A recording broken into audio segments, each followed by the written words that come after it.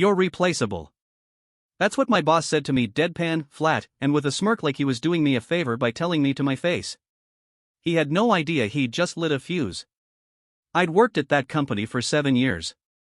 7. While other people bounced in and out like it was a gas station, I held the fort. I came in early, stayed late, covered shifts for coworkers who didn't even know how to log into their email. I trained the interns, smoothed over client meltdowns, even fixed the damn coffee machine more times than I could count. I was dependable. Maybe too dependable. But that day? That day, the game changed. Let me rewind a bit. I worked for a boutique marketing agency in Chicago. It wasn't glamorous, but it paid the bills, barely. I was what they called a senior account specialist, which was code for we're going to overload you with client problems and pay you like you just graduated. But I loved the job, or maybe I just didn't hate it enough to quit. Until I met Jordan, the new director of operations. Jordan was the kind of guy who wore expensive shoes but left the sticker on the sole. Always talking about streamlining and disruption and vertical integrations, buzzwords that made everyone's eyes glaze over. But what really made him dangerous was that he didn't care who you were. If he thought you were in the way of his climb up the ladder, you were gone. At first, I tried to play it cool. I gave him the respect he didn't earn. I did the polite nods, the good morning, service, the fake laughs at his dry, soul-sucking jokes. But I could tell from day one, he saw me as a problem. Too old school. Too set in my ways. Too real. And then it happened. We were in a weekly review meeting. Me, Jordan, and a few others. I had just wrapped up presenting a major client retention strategy I'd spent 3 weekends building, data analysis, customer segmentation, the whole 9 yards. I was proud of it. Hell, even Karen from finance was nodding, and that woman hated everything. Then Jordan, sipping his overpriced sparkling water, looked up and said, "It's fine." But honestly? If you left tomorrow, we'd be just fine. You're replaceable. The room went dead silent. I didn't say a word. Not because I didn't want to, believe me, I had words. I didn't say anything because I was calculating. That was the moment my mind clicked into gear. He thought he'd insulted me. He didn't know he'd just pushed me off the ledge I'd been towing for months, the ledge between survival and revolution. I went home that night and opened up a notebook I hadn't touched in years. At the top, in big block letters, I had written ideas that would work if I ever grew a spine. One of them stared me in the face, freelance marketing for small local brands. I read it over like it was someone else's diary. It sounded insane. But so did staying where I was and letting Jordan grind me down to nothing. So I made a choice. I opened a new browser tab and registered an LLC. That was day one of the wildest ride of my life. I didn't quit right away. No. That would have been stupid. I needed time, capital, and more than anything, clients. So I played the game. Came in every day with that same old dead-eyed smile, pretending I hadn't already built a website in secret, bought a domain name, and started networking like my life depended on it. I called it Pulsemark Strategies. It was lean, sharp, and modern. Just enough edge to stand out, but not too much to scare off the small businesses I was targeting. Coffee shops, tattoo parlors, indie bookstores, the kind of places where corporate marketing didn't fit, but passionate customers were everything. Within 2 weeks, I had 3 clients. All referrals from an old college buddy who believed in me more than I did. I didn't even have time to celebrate. I was working 9 to 5 at the agency, then 6 to 2 building brands for my own damn company. I was running on espresso, adrenaline, and spite. Sweet, glorious, fiery spite. Then came the first twist. Client number 2, a hipster bakery called Crumbs and Whispers, landed in a Chicago Eats Spotlight article and they cited Pulsemark as their marketing team. It blew up. Suddenly I had 15 inquiries in my inbox from other businesses in the area. I was still clocking in at the agency. Still pretending I cared about Jordan's synergy model. But my phone was buzzing under the desk with new client messages. My calendar was full of dentist appointments and family emergencies while I was actually meeting with a vintage clothing store that wanted to launch a pop-up in 3 cities. And that's when I realized I wasn't replaceable. They were. But here's the part one never expected. One night, around 10 p.m., I got a call. Not from a client. Not from a friend. From Karen, the finance lady. The same Karen who never smiled, never talked, and once told me my tie looked like it belonged to a taxidermist. She whispered into the phone like she was hiding in a bunker. Listen, I know what you're doing. I saw the LLC filing. I saw the IP address tied to your web traffic. Just be smart, okay? I froze. Karen, stone-faced, soul-sucking Karen, had been watching me? I'm not going to rat you out, she said. But Jordan will. The minute he catches wind, you're toast. Then she hung up. No goodbye. No explanation. Just a warning. And that's when the real game began. The day after Karen's call, I couldn't stop looking over my shoulder. Every time someone walked past my desk, I flinched. Every meeting felt like a setup. I even started using a VPN on my personal laptop, in case someone in IT got curious. Because now I knew Jordan was watching. Or would be soon. So I made a decision. I was going to ghost them. Not quit. Not go out in a blaze of glory. No. That's what they'd expect. I was going to vanish so cleanly, so silently, that by the time they realized I was gone, I'd already won. But first, I needed cover. The agency had a policy: employees could take a 2-week mental health break once every 3 years. Unpaid, but no questions asked. So I filed the request that night, citing stress and burnout.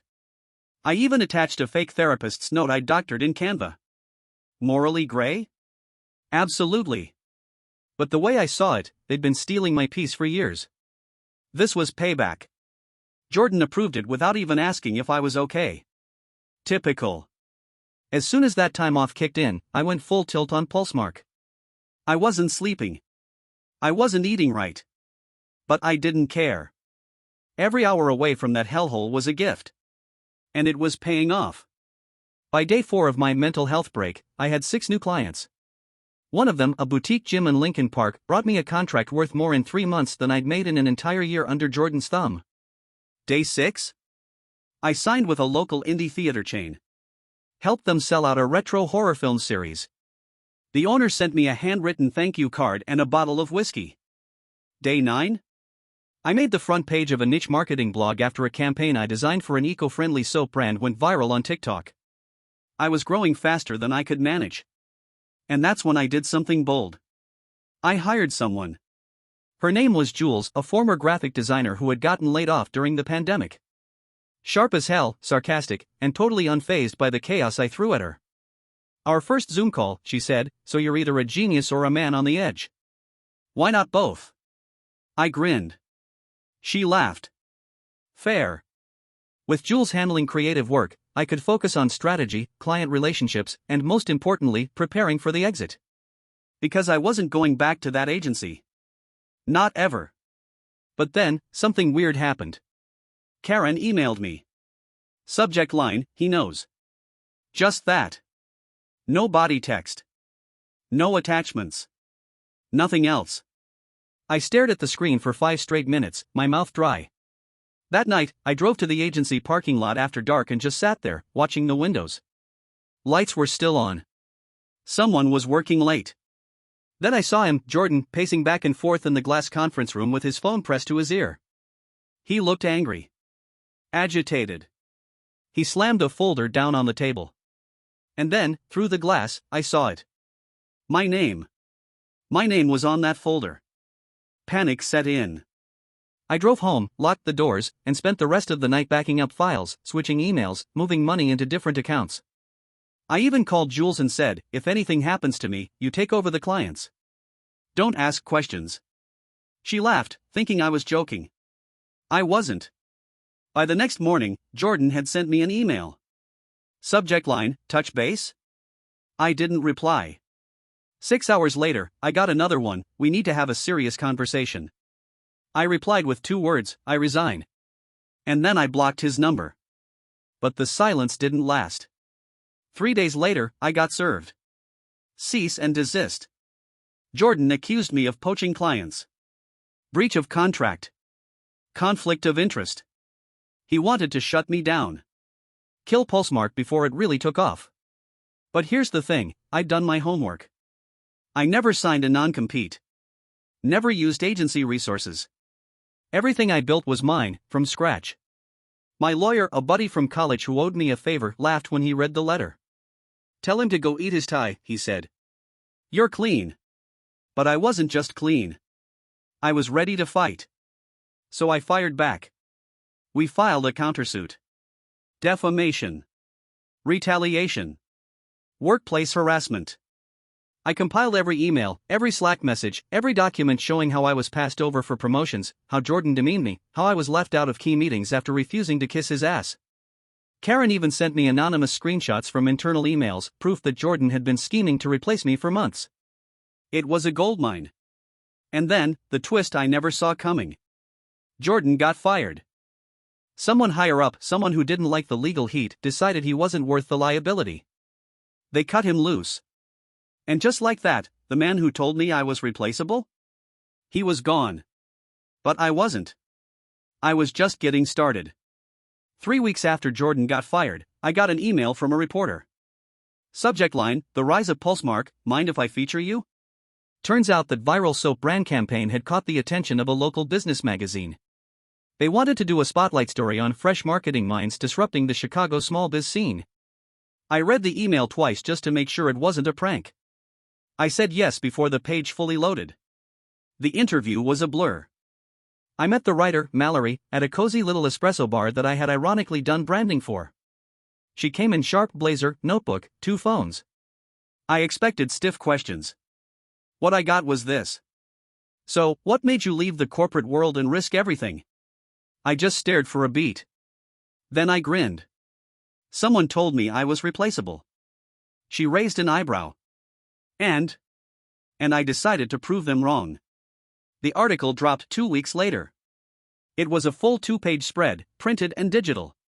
There I was, sitting in that espresso bar, smiling like a man who hadn't slept in a month, under the headline, "The Guy They Tried to Replace." And let me tell you, it blew up. Within 48 hours, my inbox exploded. My site traffic tripled. I was getting messages from other agencies, freelance marketers, small businesses, all saying the same thing. We need your help. I signed 9 new clients that week. One of them was a former agency account that had read the article and said, "We'd rather pay someone who gives a damn." But not everyone was cheering. I started getting burner emails. Weird, cryptic stuff. You should have stayed in your lane. You're not as untouchable as you think. Pulsemark won't make it to Christmas. At first, I thought Jordan was back. But he'd gone quiet. No LinkedIn updates. No whispers through the grapevine. It felt like something else. Someone else. And I was about to find out who.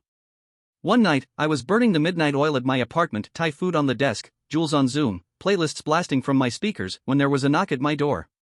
Not a buzz. Not a ring. A straight-up knock. I froze. No one ever knocks in my building. You buzz in or you don't get in. I peeked through the peephole and almost dropped my phone. It was Eli. Jordan's old assistant. The one who used to quietly slip me reports before meetings.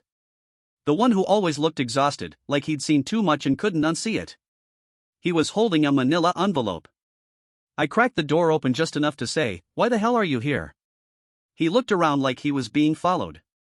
"I don't have much time." That didn't exactly help me relax. He shoved the envelope into my hands. "You need to see this." "What is it?" "Everything Jordan didn't want you to know." Then he turned and walked away. No further explanation. No drama. Just gone. I stared at the envelope in my hands, heart hammering in my chest. When I finally opened it, I nearly dropped it. Because inside was a USB. And a handwritten note that said, "Check folder labeled, replacements." I plugged it in. The folder contained a string of internal emails, strategy docs, performance reviews, even voice memos. All dated from before I left the agency.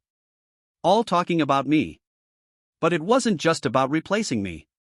It was about destroying me. Jordan had been building a case against me for over a year.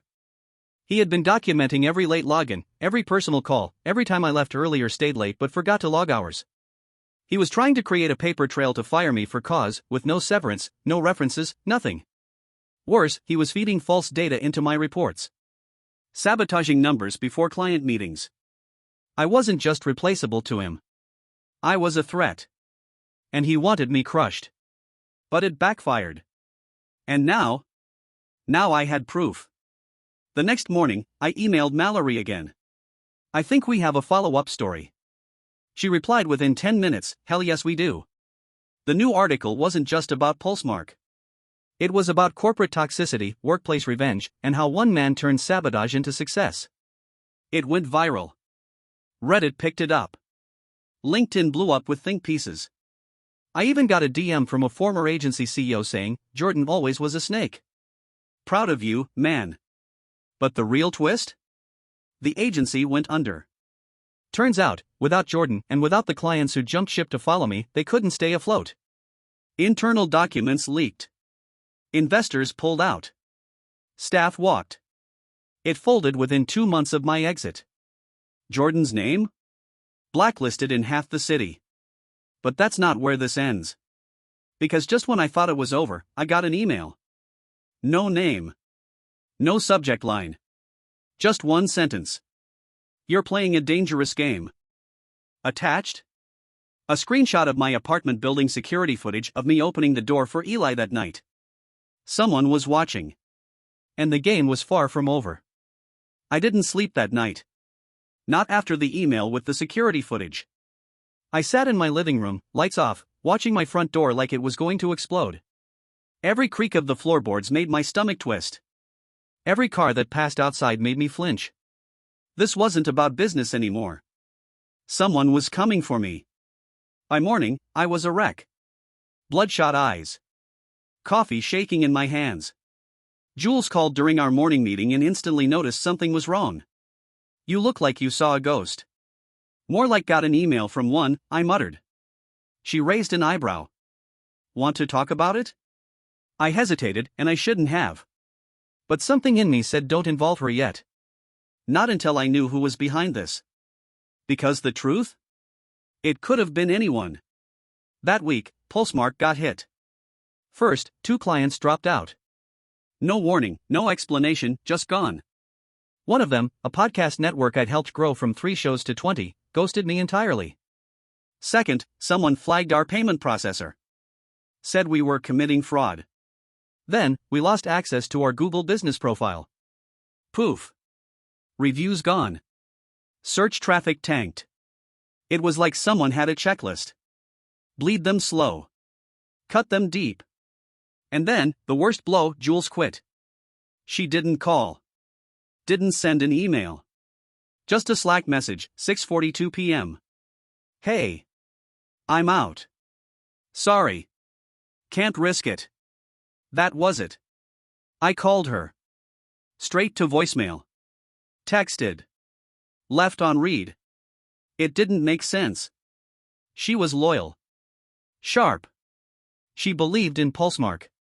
Unless someone got to her. I didn't want to think it. But that night, I did some digging. Started connecting dots I didn't want to believe were real.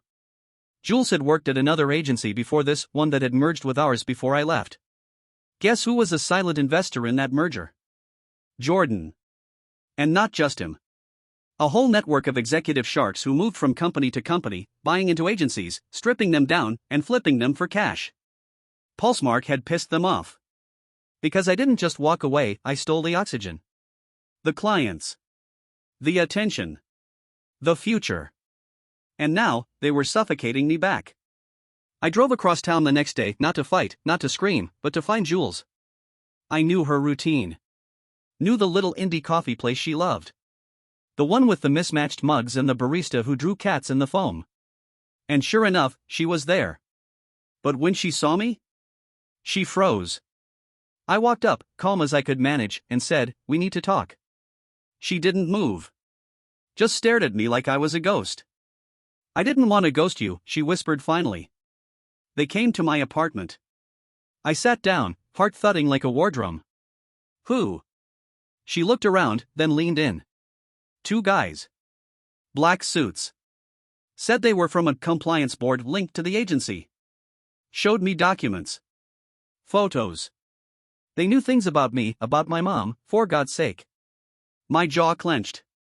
They said if I didn't quit Pulsemark, they'd bury me in litigation. Said they'd prove I forged client files, even if I didn't. Said they had witnesses. My hands curled into fists under the table. Jules, why didn't you tell me? Because I was scared, she snapped, eyes glassy. Because I thought you'd fight and they'd come after you harder. I didn't say a word. Because I knew she was right. But I also knew something else. I wasn't backing down. I went home that night and did the only thing I could think to do. I opened my laptop. And I told the whole damn story. I wrote a blog post, not a marketing pitch, not a feel-good story. I laid it all out. The sabotage. The threats. The attempted collapse of Pulsemark. The men in suits. The shell agencies. Jordan's silent investors. Names. Dates. Emails, with redacted addresses, for now. And I hit publish. By morning, it was on fire. The post hit Reddit's front page. It got picked up by business insiders, legal blogs, even a few YouTube commentary channels. I started getting interview requests. Small biz owners flooded my inbox with their own horror stories.